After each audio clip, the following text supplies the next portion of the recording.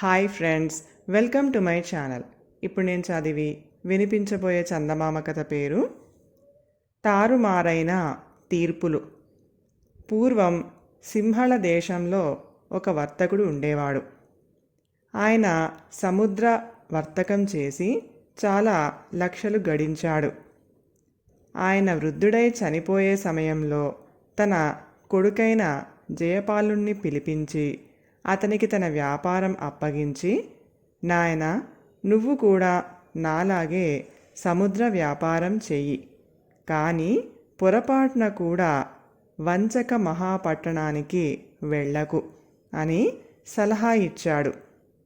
తండ్రి పోయాక జయపాలుడు తన 4 నౌకలను తీసుకొని వ్యాపారం చెయ్యసాగాడు.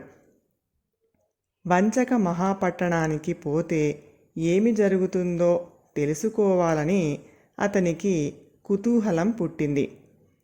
అతను తెలివిగలవాడు.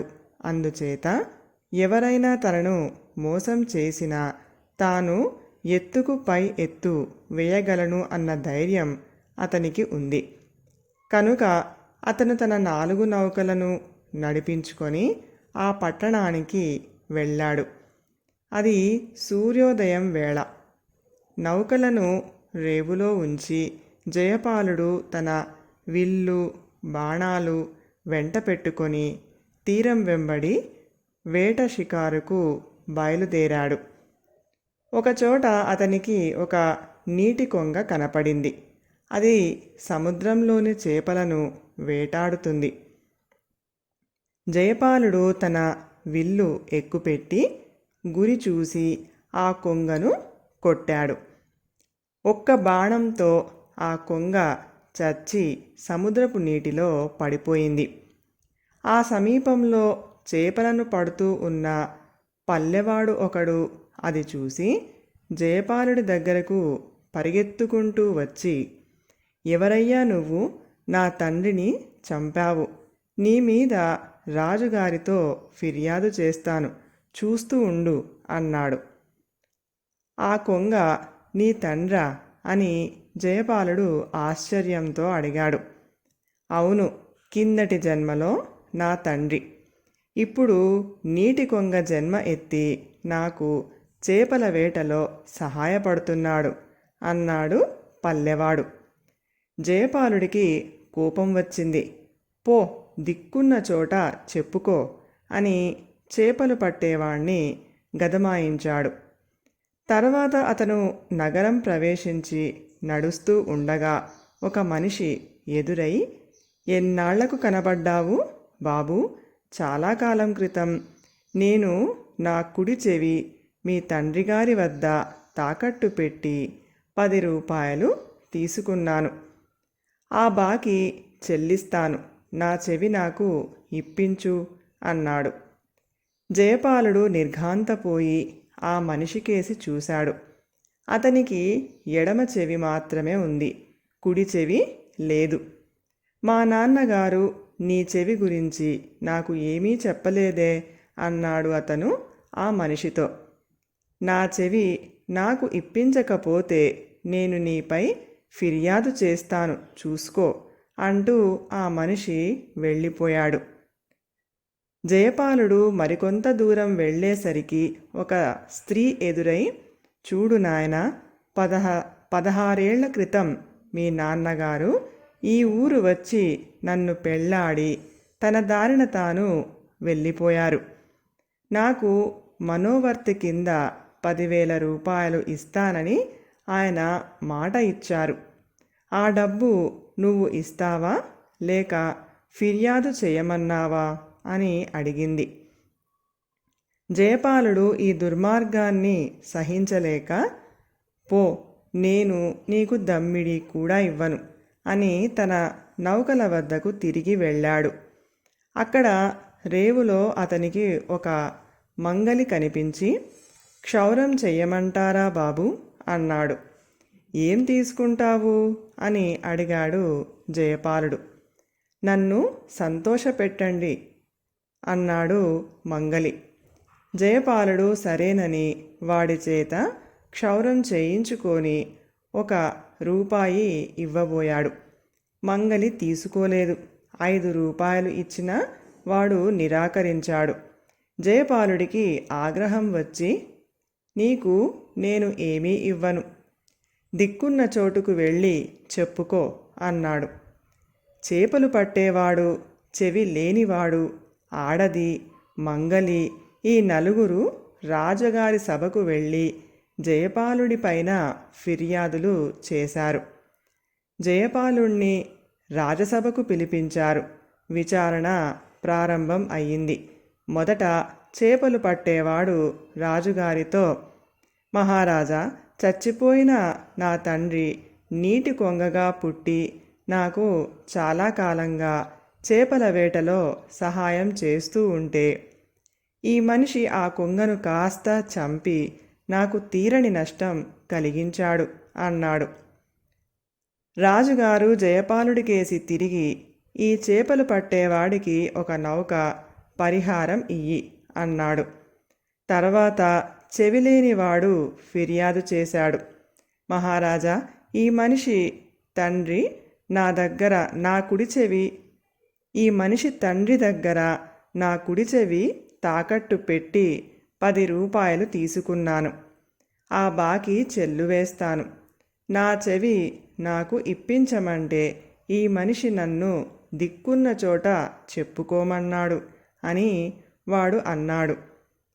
రాజుగారు తీర్పు చెబుతూ జయపాలుడి చెవి లేనివాడికి ఒక నౌకను పరిహారంగా ఇవ్వమన్నాడు. తర్వాత స్త్రీ జయపాలుడిపైన ఫిర్యాదు చేసింది. ఆమెకు కూడా రాజుగారు జయపాలుడి నౌక ఒకటి ఇవ్వవలసిందిగా తీర్పు చెప్పాడు. ఆఖరుకు మంగలి వచ్చి ఫిర్యాదు చేశాడు. అయ్యా, ఈయన నా చేత క్షౌరం చేయించుకొని నన్ను సంతోషపెడతాను అన్నాడు. ఆయన నౌక ఒకటి నాకు ఇప్పిస్తే నేను సంతోషిస్తాను, అంతకంటే తక్కువ అయితే నేను సంతోషించను అన్నాడు. మంగలి చెప్పేది సబబుగానే ఉన్నది. అందుచేత జయపాలుడు మంగలికి ఒక నౌకను ఇచ్చుకోవాలి అని రాజుగారు తీర్పు చెప్పాడు. జయపాలుడి మెడలో ఉన్న రత్నహారం తప్ప మిగిలిన అతని ఆస్తి యావత్తూ పోయింది. ఇప్పుడు ఏం చేయాలి? ఈ సందిగ్ధం నుంచి, ఈ ఇక్కట్ల నుంచి ఎలా బయటపడాలి అని అతను ఆలోచిస్తూ ఉండగా రాజసభలోకి రాజుగారి కొడుకు 10 ఏళ్లవాడు వచ్చాడు. వెంటనే జయపాలుడు తన మెడలో ఉన్న రత్నహారం తీసి రాజకుమారుడి మెడలో వేశాడు. సభలో అందరూ చప్పట్లు కొట్టి హర్షధ్వానాలు చేశారు. రాజుగారు కూడా తన కొడుకును దగ్గరకు పిలిచి అతని మెడలో ఉన్న రత్నహారం చూసి ముచ్చటపడ్డాడు. జయపాలుడు సభికులకేసి తిరిగి, నేను రాజకుమారుడికి ఈ రత్నహారం ఇచ్చినందుకు ఈ సభలో సంతోషించని వారు ఎవరైనా ఉన్నారా అని అడిగాడు. లేదు లేదు, సంతోషించాం అని అందరూ కేకలు పెట్టారు. జయపాలుడు మంగలికేసి తిరిగి, ఏమోయ్, నీ మాట ఏమిటి, నువ్వు కూడా సంతోషించావా అని అడిగాడు. మంగలికి సంతోషించానని చెప్పక తప్పింది కాదు. జయపాలుడు రాజుగారితో, మహారాజా, మంగలిని సంతోషపెట్టాను, అందుచేత వాడికి నేను నౌక ఇవ్వనవసరం లేదనుకుంటాను అన్నాడు. అవును అన్నాడు రాజుగారు. తర్వాత జయపాలుడు స్త్రీకేసి తిరిగి, అమ్మ, నీ మనోవర్తి విషయమై ఒక సంగతి చెప్పాలి. ఆ మనోవర్తి నీకు ఇస్తాను, కానీ ఒక్క చిక్కు ఉన్నది. మా దేశ ఆచారం ప్రకారం భార్య భర్తతో సహగమనం చెయ్యాలి. దురదృష్టవశాత్తు మా తండ్రిగారు 7 ఏడాది క్రితం పోయారు.